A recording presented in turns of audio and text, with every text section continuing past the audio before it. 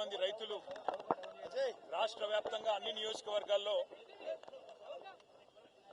లైన్లలో నిలబడి ఎక్కడికక్కడ సొమ్మసిల్లి పడిపోయే పరిస్థితి, ఎక్కడికక్కడ ఎరువులు దొరకక వ్యవసాయం ఆగమైపోయే దుస్థితి రాష్ట్ర వ్యాప్తంగా కనబడతా ఉన్నది. ఇవాళ రాష్ట్ర ప్రభుత్వము మేము శాసనసభ పెట్టినామా అంటే పెట్టినాము అన్నట్టు ఏదో తూతూ మంత్రంగా 3-4 రోజుల పాటు నడిపించి మరి రైతుల సమస్యల గురించి కనీసం మాట్లాడాలనే ఆలోచన కూడా చేస్తలేదు. మేము ఇవాళ బీఆర్ఎస్ పార్టీ తరఫున ఈ రాష్ట్ర ప్రభుత్వాన్ని, కేంద్ర ప్రభుత్వాన్ని సూటిగా అడుగుతున్నాం. 10 ఏళ్లు కేసీఆర్ గారి ప్రభుత్వం ఉన్నప్పుడు ఏ ఒక్క రోజు కూడా ఎరువులకు సంబంధించి రైతులకు ఈ రకమైన అవస్థ రాలేదు. ఈ రకంగా లైన్లలో నిలబడే అరాచక పరిస్థితి రాలేదు. మరి ఎందుకు ఈరోజు కాంగ్రెస్ ప్రభుత్వం రాగానే తిరిగి ఆనాటి రోజులు మళ్ళీ చెప్పులు లైన్లో పెట్టి, ఆధార్ కార్డులు లైన్లో పెట్టి, ఎరువుల కోసం లైన్లు కట్టి వర్షంలో పండుగ రోజు కూడా తడిసిపోయే పరిస్థితి ఎందుకు వచ్చింది? దీనికి కారణం ఎవరు? కాంగ్రెస్ ప్రభుత్వం చెప్పాలని చెప్పి మేము డిమాండ్ చేస్తున్నాం. తూతూ మంత్రంగా 4 రోజులు అసెంబ్లీ నడపడం కాదు, 15 రోజులు అసెంబ్లీ నడపాలి.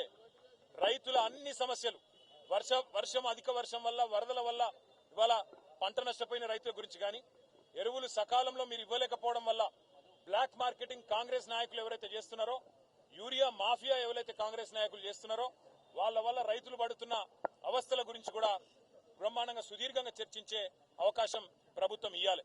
దాంతో పాటు ఇవాళ రాష్ట్ర వ్యాప్తంగా నెలకొని ఉన్న వ్యవసాయ సంక్షోభం మీద కూడా మాట్లాడే అవకాశం ఇవ్వాలి, చర్చ ఖచ్చితంగా పెట్టాలి. అట్లాగే ఫీజు రీయింబర్స్మెంట్ కూడా కాక పిల్లలు ఆగమైతా ఉన్నారు, వారి గురించి కూడా చర్చ జరగాల్సిన అవసరం ఉంది. రాష్ట్రంలో వర్షాల వల్ల చాలా చోట్ల అకాల వ్యాధులు, సీజనల్ వ్యాధులు వచ్చి ప్రజలు అవస్థలు పడతా ఉన్నారు. దాని గురించి కూడా సుదీర్ఘంగా చర్చ జరగాల్సిన అవసరం కూడా ఉంది.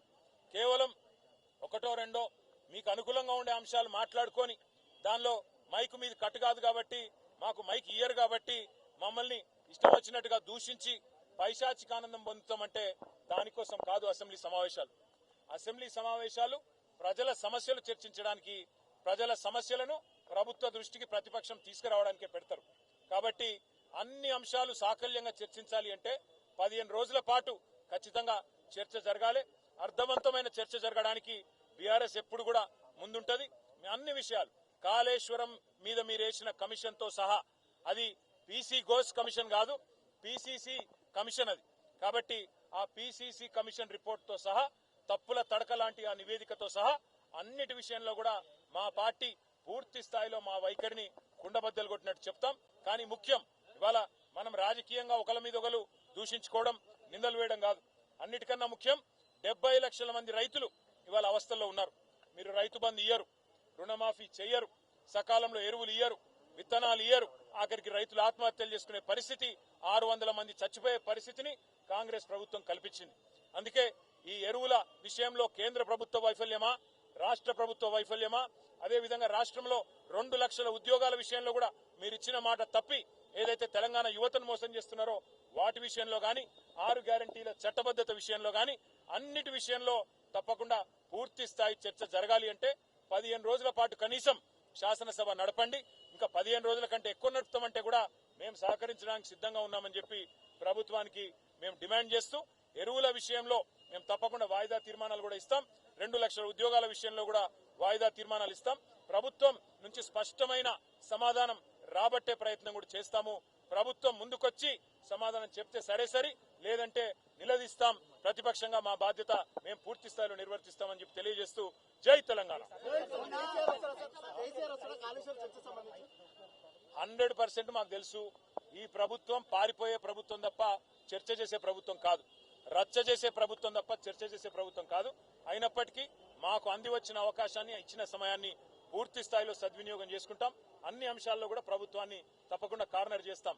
ఈ సమావేశాలకి మరి నిజానికి ఒక 15 రోజులు పెట్టింటే, సాకల్యంగా మాట్లాడే అవకాశం ఇచ్చింటే, నిష్పక్షపాతంగా గనక స్పీకర్ గారు వ్యవహారం చేస్తే, ప్రభుత్వ కన్సర్న్లో కాకుండా మరి అందరు సభ్యులకు అవకాశం ఇస్తే వాస్తవాలు ప్రజలకు తెలవాలన్న ఉద్దేశంతోనే పవర్ పాయింట్ ప్రజెంటేషన్ కూడా మాకు అవకాశం ఇవ్వండి అని కోరినాం. ఇరిగేషన్ విషయంలో కేసీఆర్ ప్రభుత్వం చేసిందేంది, వ్యవసాయ విస్తరణ కేసీఆర్ ప్రభుత్వంలో ఎట్లా జరిగింది, 14వ స్థానంలో ఉన్న తెలంగాణ భారతదేశంలోనే వ్యవసాయ దిగుబడుల్లో అగ్రభాగానికి ఎట్లా వచ్చింది, ఇవన్నీ కూడా చెప్తాం. ప్రపంచంలోనే అతిపెద్ద లిఫ్ట్ ఇరిగేషన్ ప్రాజెక్టు కాళేశ్వరం. ఇవాళ కేసీఆర్ గారి మీద కోపంతో కాళేశ్వరం ప్రాజెక్టును బదనాం చేసి రైతుల నోట్లో మట్టి కొడుతున్న ప్రభుత్వం విషయాన్ని కూడా రైతన్నలకు రాష్ట్ర ప్రజలకు అర్థమయ్యే విధంగా అన్ని కూడా చెప్తాము. మీరు అసెంబ్లీ సమావేశాలు కూడా 15 రోజులు జరపాలని మేము డిమాండ్. స్పీకర్ గారు ఆల్రెడీ ప్రాసెస్ లో ఉన్నారని తెలుసు. మరి స్పీకర్ గారు ఏ నిర్ణయం తీసుకుంటారో చూద్దాం. వారి పరిశీలనలో ఉంది కాబట్టి న్యాయం చేస్తారని ఆశిస్తా ఉన్నాం. లోపల మాట్లాడు